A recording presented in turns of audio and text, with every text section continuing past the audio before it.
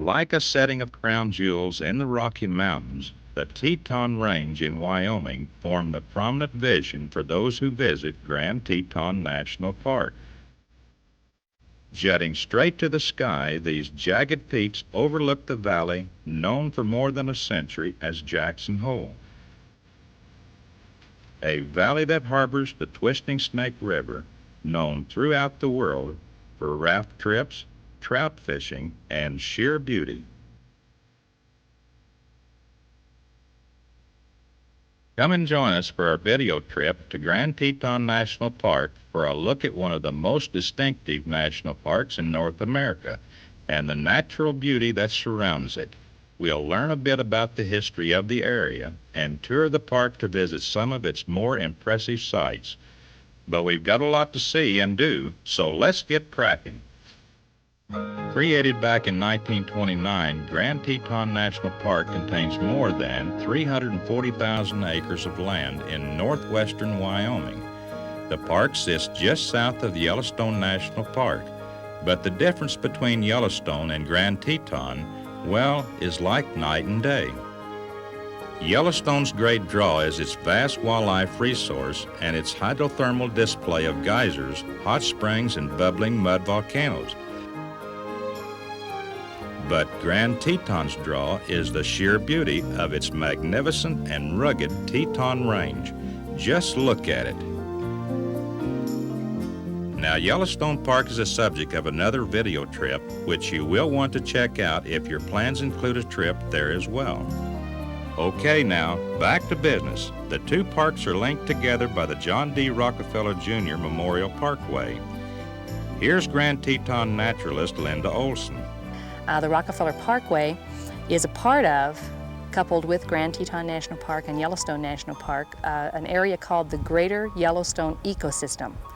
It's the three park areas as well as parts of six national forests, a couple of other federal agencies' land areas, and it constitutes probably the largest natural intact ecosystem in the Northern Hemisphere.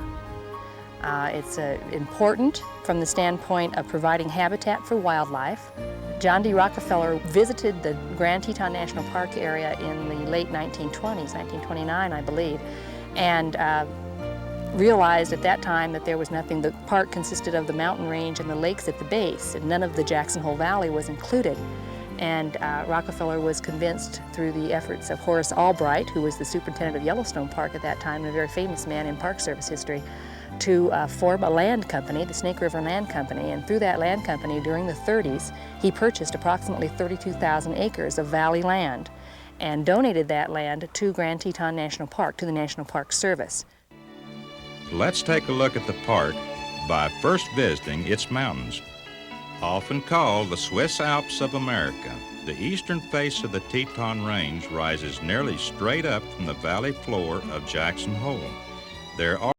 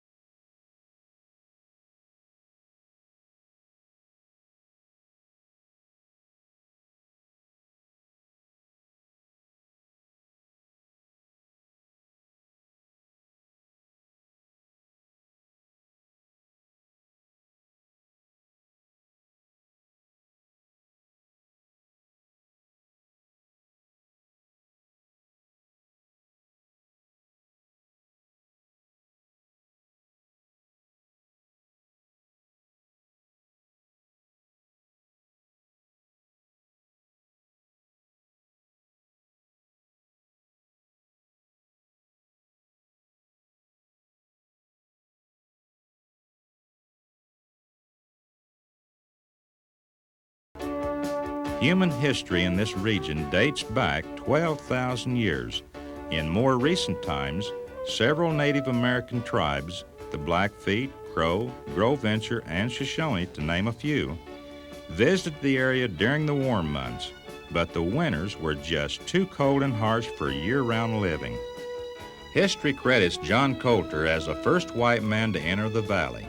This was done during Coulter's trip in the long, frigid winter of 1807 and 1808. Mountain men trapped beaver in the area until about 1840, when fashions changed out east and the beaver hat was, well, just replaced by the silk hat. A permanent settlement of the valley began around 1884, and by 1900, some of the settlers had begun dude ranches because dudes seemed to survive the winter better than cows.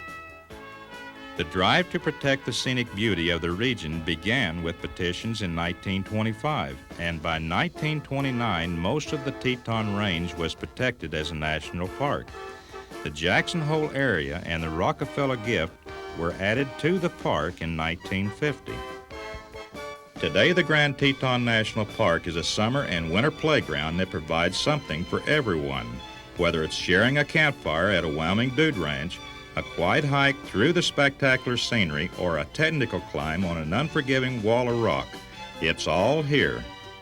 You should plan to spend at least 2 or 3 days in the park and surrounding area to give yourself enough time to enjoy all it has to offer.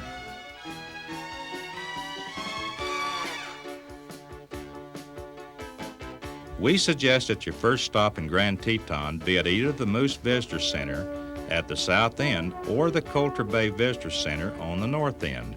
Ask a ranger at the desk about current activities and services and get some suggestions on what to do and see with the time you have here. Also, make sure you pick up a copy of the park's newspaper, the Teton, for information on park activities. We suggest you request a copy by mail before you make your trip. We'll tell you how to get a copy later in the program. The Moose Visitor Center, located on the Teton Park Road west of Moose Junction, is the park headquarters. It features fur trade exhibits, a permit office for boating and backcountry travel, and publication sales. This is the one center that remains open year-round. While driving through the park, keep an eye out for the many wayside exhibits to visit along the road.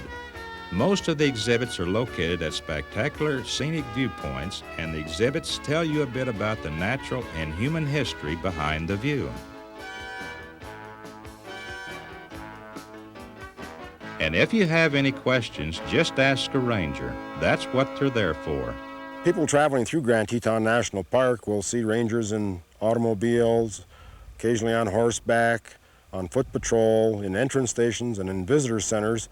And we ask people that if they have any questions at all, any problems, any type of assistance that they may need, that they please approach the ranger. Feel free to ask them for any type of help they need, because the rangers are there to help with any type of assistance that they may need. One of the big draws for the park visitors is the wildlife. Here's Linda Olson to tell us more about it. One of the reasons that I think visitors come to the big western national parks are because of the wildlife. The draw of the wildlife is something that everyone enjoys, seeing them in their natural areas, not having to go to a zoo to see them. And they're certainly here. There's a little bit of difference between visiting Yellowstone and Grand Teton. And if you just simply look around the two parks, you'll see why. The valley floor in Jackson Hole is classified as a mountain semi-arid area. There's not a lot of water out there. It's pretty dry. The major plant that you see is the sagebrush, and a lot of animals don't eat sagebrush. So there's not a lot out there for the wildlife, whereas in contrast to Yellowstone Park, their terrain is kind of high rolling meadow terrain, lots of grasses, lots of herbs and that sort of thing, forbs that animals feed on. And so you're more likely, as you drive the roads of Yellowstone Park, to see animals right from your car. Whereas when you're in Grand Teton, you have to get out of your car and look around a little bit to find the wildlife. The area is home to the largest remaining elk herd in the world. Thousands of elk in the Jackson Hole herd spend summers in the park, and about half of them winter in the nearby National Elk Refuge. We're likely to see plenty of buffalo, moose, deer, elk, and antelope in the park.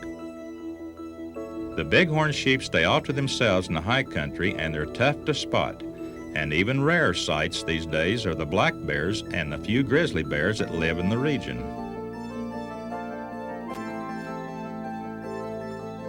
Other critters found in the Teton Park include beaver, otters, and smaller mammals, eagles, trumpeter swan, other birds, and waterfowl. Now here's a few tips on how to figure out where to go to spot some of these incredible animals. To find wildlife in the park, I would recommend that you try to find out something about the animal. Read books about the animals before you come to the park. Or once you get to the park, go to the visitor centers and ask the ranger what you want to know about a specific animal. There are all kinds of printed materials that will help you find out where that animal likes to eat, because they all like to eat all the time. And that's going to be your big key point, what they like to eat and the kind of habitat they live in. The moose is my favorite example because it's my favorite animal in the park. They're real water lovers because they eat willows, and willows grow in the water areas, and they eat pond vegetation, which all ranger naturalists will tell you is fondly called moose muck. They like to eat moose muck. And so go to the water areas, and that's where you're going to find the moose. This will be true for any of the animals in the park that you're looking for. Just find out something about the animal, and then you'll know where to go. Many of the animals like to travel in what we call edges. It's where a forest and a meadow meet, because they're near the forest for protection, they're near the meadow for food. So look for those kinds of areas when you're looking for wildlife in Grand Teton, and you'll find them. The other point that's very important is that many of the animals are not active during the midday, and that happens to be when human beings like to be active. And a lot of the animals bed down then. They don't like to deal with the heat. And I think animals that live in national parks also understand that that's when all the people are around, and they have a tendency to kind of hide from us. So what you want to do is look for the animals when you're away from all of your fellow park visitors. You want to go to places where there aren't lots of people, get out of your car, hike around a little bit, get on the trails.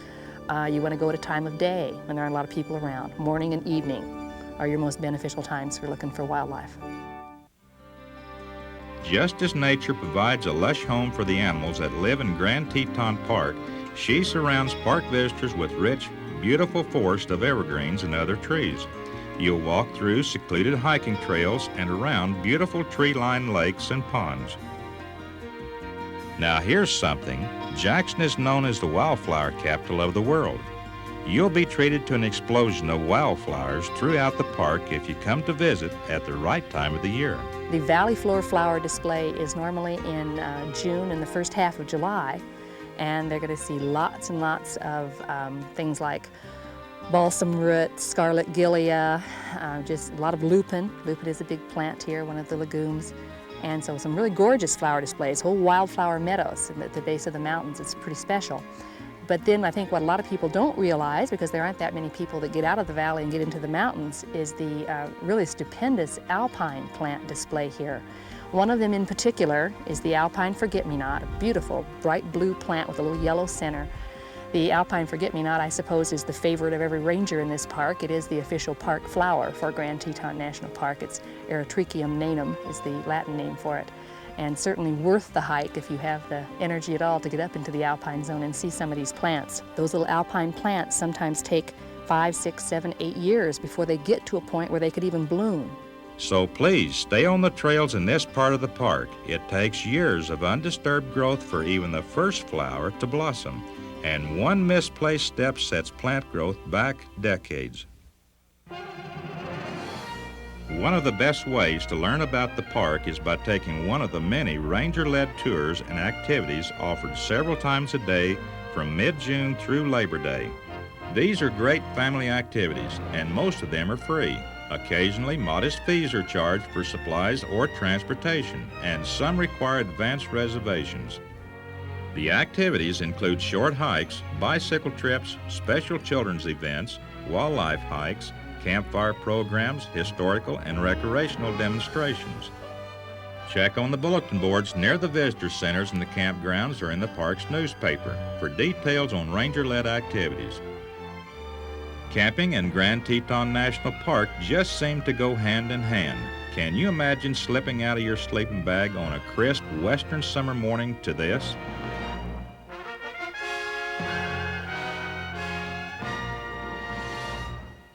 There are 6 campgrounds with more than 900 spaces, all available on a first-come, first-served basis. The seasons for the campground vary with the weather, but generally run from opening dates of early May to mid-June and closing dates from early September to mid-October. The campground at Coulter Bay has a full range of facilities, including a laundry and showers. Most of the other camping areas are for tents or small self-contained units. Additional trailer sites are available outside the park, including the Flag Ranch just north of the park. Camping in the park is so popular, getting a campsite inside it might be difficult, so consider staying in one of the many public and private campgrounds outside the park and visiting it during the day. The area's camping facilities are detailed for you in the Wyoming Vacation Guide put out by the Wyoming Travel Commission. We'll tell you how to get one at the end of the program. With more than 200 miles of trails throughout the park, Grand Teton offers a lot of hiking and backpacking opportunities. Overnight trips require free backcountry permit. A climbing permit is required for hiking off any established mountain trail. Permits, topographic maps, and an inexpensive hiking guide are available at the Moose and Coulter Bay Visitor Centers and the Jenny Lake Ranger Station. Hiking trails vary in difficulty and length, but hikers of all skills, ages, and physical conditions can find a trail to let them enjoy the splendor of this park. Check with a ranger to find out what trails would be best for you. If you're interested in an easy hike, try the short self-guiding trails. They're about a half a mile to 2 miles long and great for family walks. Handy guide booklets are available at the head of each trail and cover such things as history and wildlife. Boating is popular in the park. A classic Grand Teton National Park activity includes canoeing across still mirror-like water at the foot of the majestic Tetons. Motorboats are allowed on Jackson, Jenny, and Phelps Lakes. The boats on Jenny Lake are limited to a maximum of 7.5 horsepower. Sailboats and water skiing are permitted only on Jackson Lake, but remember, the water is cold. Hand-propelled boats such as canoes, rowboats, or rafts are permitted on Jackson, Jenny, and Phelps, Emma Matilda, Two Ocean, Taggart, Bradley, Bear Paw, Lee, and String Lakes. Permits are required for all boating activities in the park. The permits can be purchased at the Moose and Coulter Bay Visitor Centers for a moderate price. If you don't have a boat and don't want to rent one, you and your family can still get out on the water and experience the delight of viewing the Tetons from one of the lakes at their base.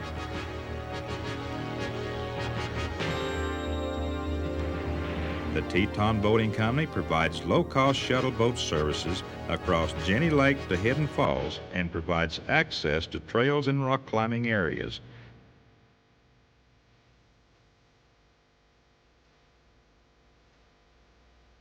The company also runs 45-minute scenic cruises around the lake and fun family excursions that won't break your pocketbook. Over on Jackson Lake, sailboat excursions are available at the Signal Mountain Marina at somewhat higher prices. Bicycles are an increasingly popular way to see the nation's parks. In Grand Teton, bicycles are restricted to the roads used by cars. They are not permitted on any trails or in the backcountry. But for you two-wheeler enthusiasts, there's a real nice bikeway that runs along Teton Park Road between Moose and Coulter Bay. It's about a 35-mile stretch of spectacular scenery. Bicycles, by the way, can be rented at Signal Mountain Lodge and Grand Teton Bicycle Rental in Moose. From bicycles to climbing rock walls, here's Park Ranger Dan Burgett to tell you something about mountain climbing in Grand Teton. The Tetons, because they don't have any foothills and they just shoot up for 7,000 feet into the sky, have of course attracted mountaineers for nearly 100 years now. And today that trend still continues. Each year we have about 8,000 climbers which come from all over the world to climb the Tetons. Of course there's some easy climbs, but the ones that are very attractive are the more technical in nature.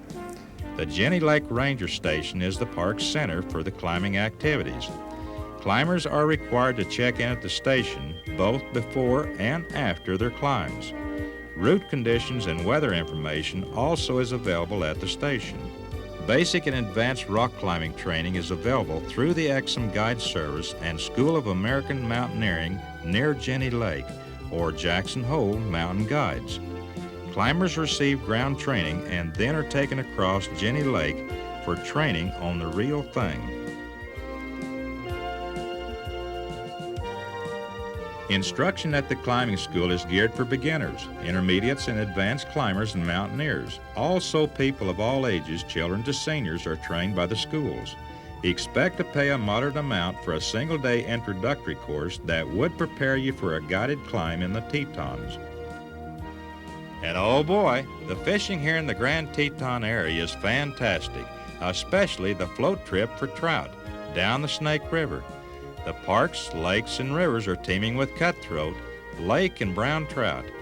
But unlike Yellowstone, you'll need a Wyoming state fishing license to fish in this park.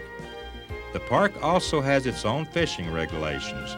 Now you can pick up a license and a copy of the park regulations at the Moose Village Store, Signal Mountain Lodge, and the Pelican Bay Marina. And remember to get that license. You know, some 200,000 people float the Snake River each year. Well, for you river enthusiasts, there's two ways to float the Snake: with the licensed river captain at the helm or by yourself. A number of companies offer a wide range of float trips, including scenic trips, whitewater trips, or guided fishing trips. The scenic trips are usually 5, 10, or 20 miles long and last from 2 hours to nearly a whole day or even overnight. And you'll learn plenty about the natural surroundings on all these trips. This is really a pretty stretch of a river because you can do a lot of exploring and there's a lot of wildlife in here. The native type of fish we got here is your cutthroat trout. They represent about 80% of the fish here. And you also got brookies and browns and other fish that slip into the tributaries and the lakes around here. If you look along the banks here, you see a lot of evidence of our beaver population. Very healthy population living along through here. You notice that they're working on deciduous type trees and avoiding their conifers, like your spruces through here. They don't like the taste of that at all. Number of reasons why they will gnaw on these trees. First of all, the beaver, they are rodents, so their teeth are always growing longer. So they have to wear them down somehow, so they do that. And another reason, they gnaw the tree, get it on its side, and that will give them access to the entire length of the tree. And at that point, they'll strip off the bark of the tree and eat the cambium layer right down underneath that. And of course, they do use it to build their lodges. The cost will vary among the companies that run the float trips. A family of 4 can expect to spend some of their vacation budget here, but it is really worth it. The cost of these trips include all the necessary permits and generally includes food. Bring your sunscreen because the rays can burn you on the river. Reservations are important since the trips are so popular. Contact the park information number at the end of the program for more information. For those of you who plan to run your own float trips, you must register your boat and pay a nominal fee at the Moose or Coulter Bay Visitor Centers. Then free trip permits are required for each individual float trip on the Snake. Remember though, float trips should not be tried by the inexperienced. The Snake seems like a lazy, quiet river, but its currents are swift and powerful, and it's cold. Swimming is permitted in all the lakes except Jenny and Taggart Lakes, but I've got to tell you, these mountain waters are cold, and there are no lifeguards in the park. So if you want to take a plunge, stick to the shallow areas of the lakes in late summer, and steer clear of the Snake River. The currents are too strong and the water is too cold.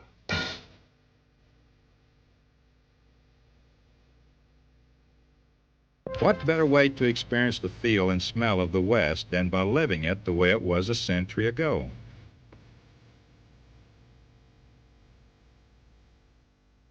Names like the Triangle X or the Flying V or Mad Dog Ranch conjures up images of the Old West. And depending on what type of dude you are, you can pick and choose from lounging under a tree reading your favorite Western novel to pitching hay. Most of the dude ranches and resorts offer a wide range of activities such as pack trips, western cookouts, square dances, horseback riding, river trips, fishing, hiking, and nature studies, to mention only a few. The cost of the dude ranches are fairly high since the accommodations are limited and you usually stay about a week. Still, it's an experience you and your family will never forget.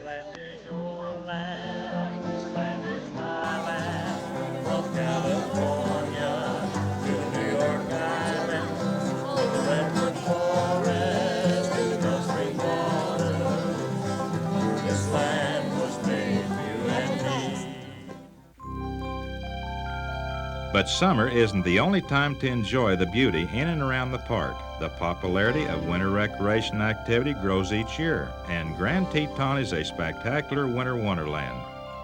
Just a sampling of things to do in the winter include ranger-led snowshoe tours, a sleigh ride to see the wintering herd at the National Elk Refuge, winter camping, cross-country skiing, snowmobiling, ice fishing, and ice skating. Over snow travel in the Snake River bottom, inside the park, and in the Willow Flats near Jackson Lake Lodge is prohibited to protect the wildlife. While there's no downhill skiing inside the park, there's plenty right outside it at the Jackson Hole ski area. Take the tram from Teton Village to the top to ski America's Alps. Winter lodging is available at the Flag Ranch in the Rockefeller Parkway, at the Signal Mountain Ranch, and the Triangle X Ranch in the park, and in the town of Jackson itself. There is plenty to see and do outside of the park as well. Golf or play tennis with the awesome backdrop of the Tetons at the Jackson Hole Golf and Tennis Club, 8 miles north of Jackson. And nearby, Jackson, Wyoming has plenty to offer.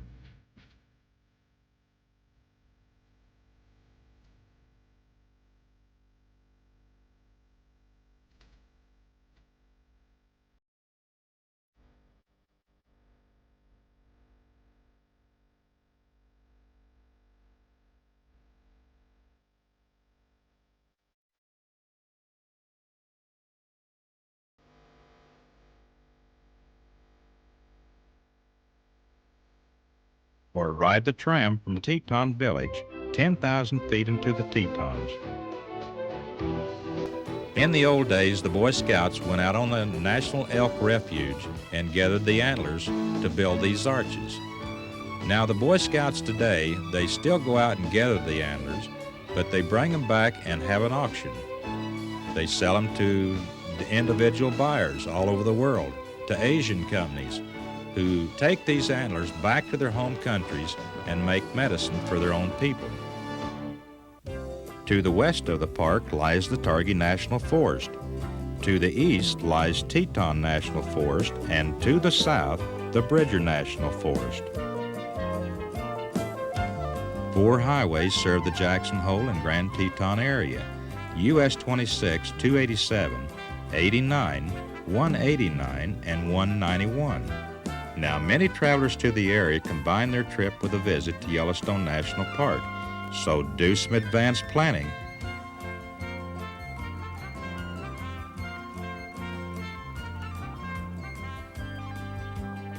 United Express and other commercial air services fly year-round to all cities in the Grand Teton and Yellowstone area. For travelers heading directly to Grand Teton National Park, Jackson Hole is the airport to use.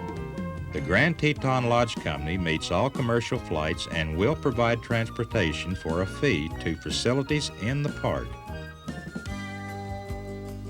Since most visitors tour the park by car, the roads can be crowded. Be patient and take your time to enjoy the sights safely.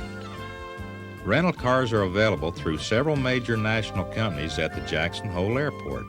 The Grand Teton Lodge Company provides shuttle bus service between its facilities in the park and the town of Jackson, and TW Recreational Services runs buses between Jackson Lake Lodge and several points within Yellowstone National Park. Inside the park, the lodging is operated by the Grand Teton Lodge Company. Reservations for lodging are required and should be made as early as possible. You'll never forget the view from the main lounge at the Jackson Lake Lodge. The lounge's 60-foot window frames the spectacular scene across the water. Horseback riding, swimming, and raft trips are available from the Jackson Lake Lodge area. For a special and secluded vacation at the foot of the Tetons, the Jenny Lake Lodge has it all.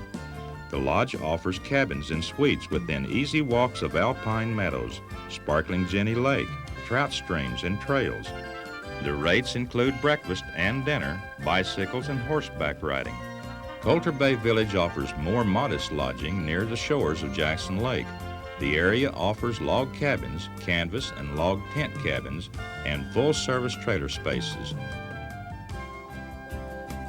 Flag Ranch on the Rockefeller Parkway in the northern part of the park offers motel and cabin lodging, plus float trips, cross-country ski rentals, snowmobile rentals, and other services. Housekeeping cabins can be rented at Moose, along with canoe rentals, service station, groceries, and other services.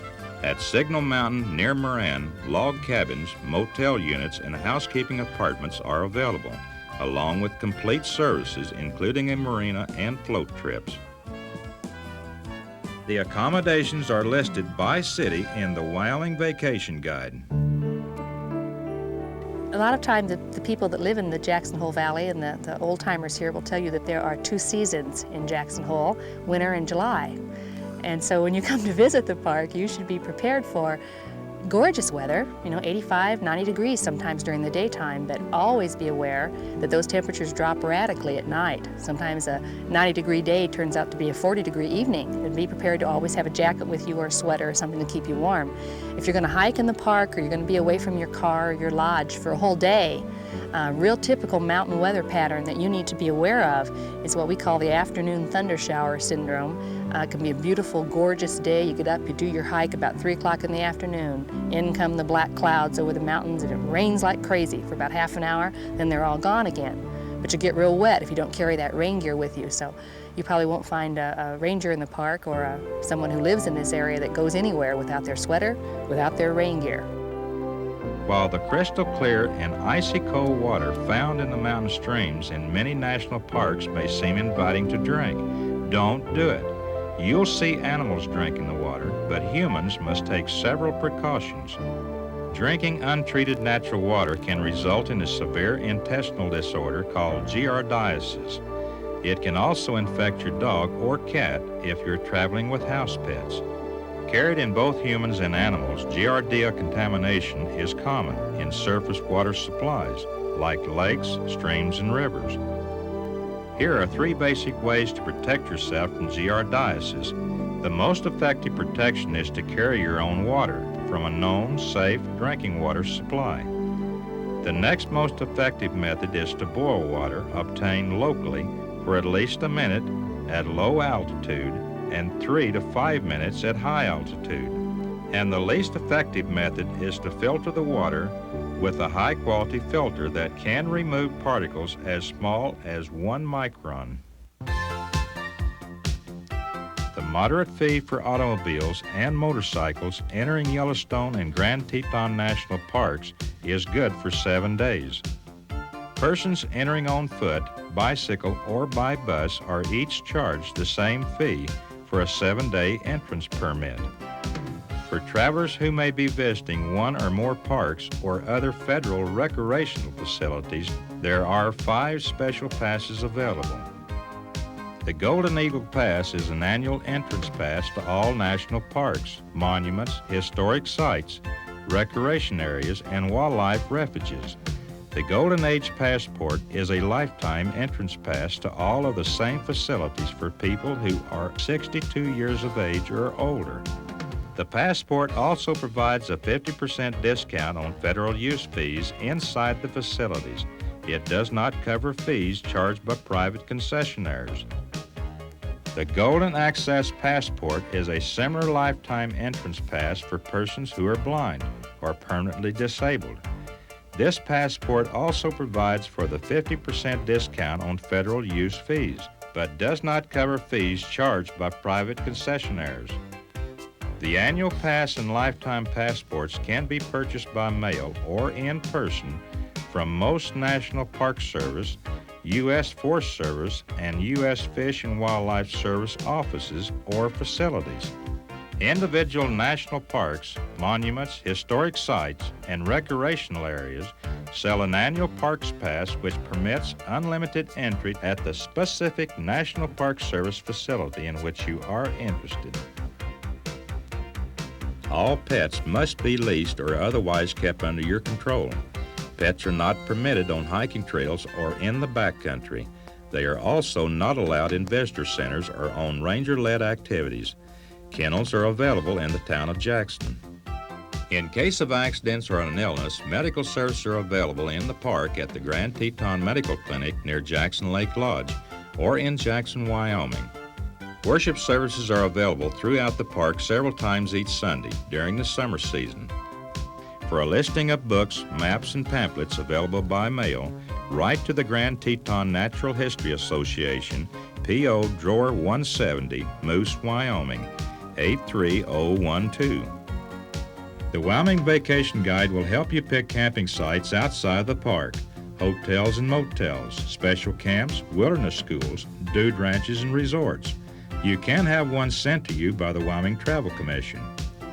And here's a few more places you can get some good information for your trip planning.